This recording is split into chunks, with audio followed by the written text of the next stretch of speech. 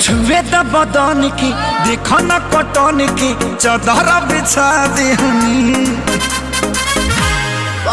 সকালে যখন এর জ্ঞান ফেরে সে তখন দেখতে পায় সে জাংকুকের বুকের মধ্যে শুয়ে আছে। তাড়াতাড়ি করে নিজেকে ছাড়িয়ে নেয়।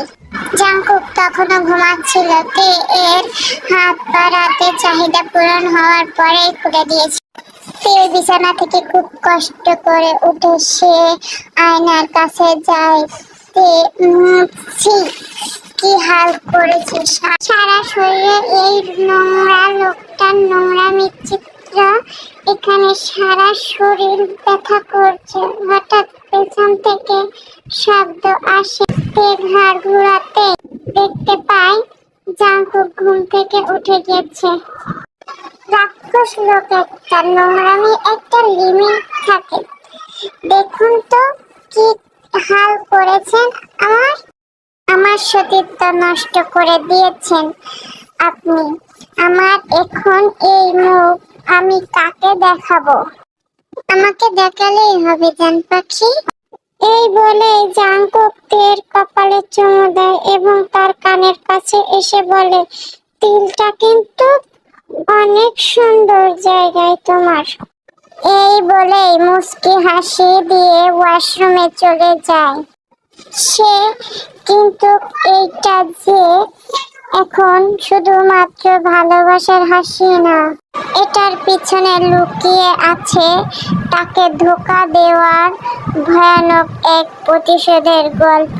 তে রুমের মধ্যে ওর রুমে সিসিটিভি ক্যামেরা, কিন্তু তে জানে না রুমের সামনে দুইজন লোকে পাহারা দেওয়ার জন্য রাখা হয়েছে।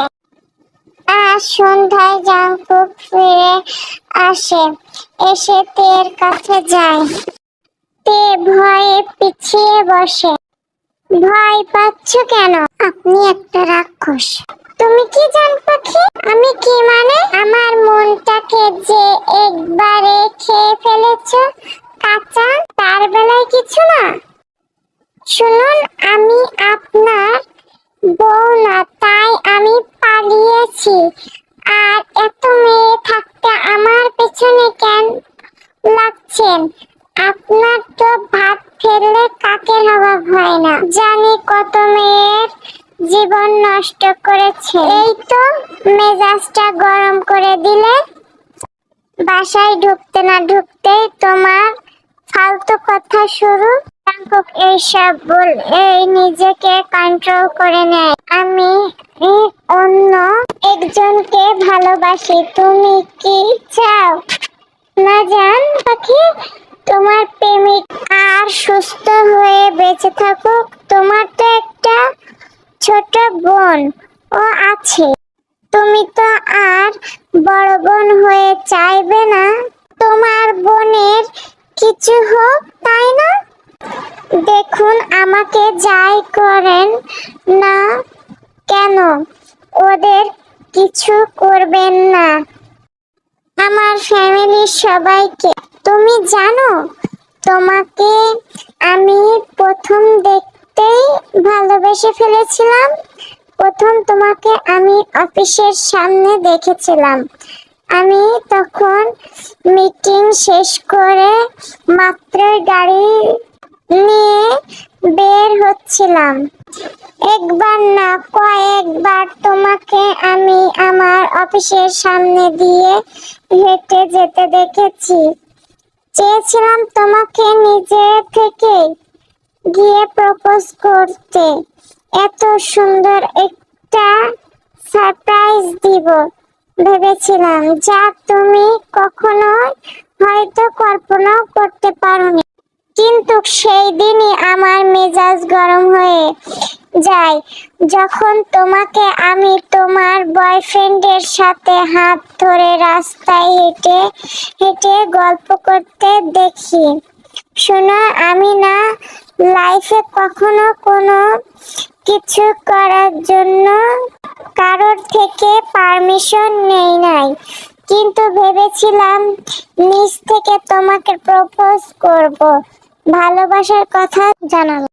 কিন্তু তুমি যা করেছো তা মোটেও সহ্য করার মতো ছিল না। তোমাকে ভালোবাসার একমাত্র হক আমার। আমি ছাড়া তোমার দিকে অন্য কেউ চোখ তুলে তাকালে আমার সহ্য হয় না। আমার মন চায় তাকে খুন করে ফেলি, কিন্তু তাও তোমার কথা চিন্তা করে তোমার বয়ফ্রেন্ডের কোনো ক্ষতি আমি করিনি। তাই বলে তুমি ভেবো না যে তার কোনো ক্ষতি হবে না। তুমি যদি আমার কথা শোনো, আমাকে বিশ্বাস না করো, তাহলে তোমার পুরো ফ্যামিলি উপর নেমে আসবে ভয়ানক। তোমার পরিবারকে নিস্তেজ করে দিব। কিছুতেই আমি আপনাকে বিয়ে করব না। এটা কান খুলে শুনে রাখুন। দেখি আপনি কি করতে পারেন। ও, তুমি দেখতে চাও আমার ক্ষমতা কি? ওয়েট বেবি, দেখাচ্ছি। এই বলে জাংকুক একটি ভিডিও ওপেন করে, যা দেখে তের পা থেকে মাথা সম্পূর্ণ কেঁপে ওঠে।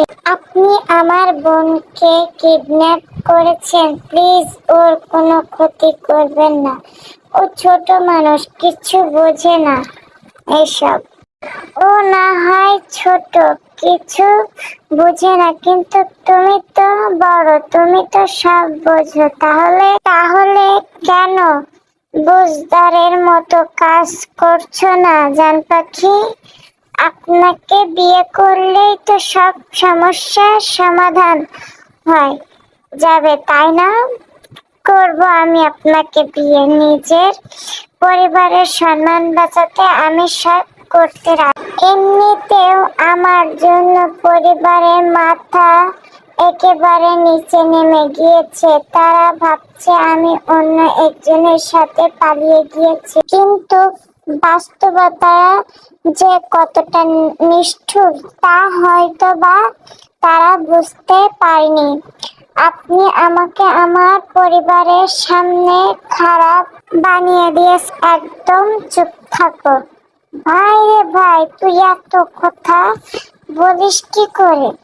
আমার কানটা একেবারে হ্যাং হয়ে গিয়েছে। প্লিজ ছেড়ে দিন। জাঙ্কুক, আমার জানটা কি ভয় পেয়েছে গিয়েছে বুঝি? আচ্ছা শোনো জান, তোমাকে তো আমি বিয়ে করবই, কিন্তু তার আগে তো কয়দিন আমাকে তোমার খুশি করতে হবে। আমি যা যা বলবো সব করতে হবে। জাংকুকের মাথায় যে কি চলছে তা কেউ জানে। প্রতিশোধ নেওয়ার জন্য কিন্তু কতটা মানুষ সব কিছু করতে পারে। শোনো, রাতে একটা হট ড্রেস পরে সামনে আসবে। আমি রুমে এসে যেন দেখি তুমি রেডি হয়ে গিয়েছো। Mind it. এই সব বলে জাংকুক ফ্রেশ হতে চলে যায়। ফ্রেশ হয়ে তার মায়ের রুমে চলে যায়।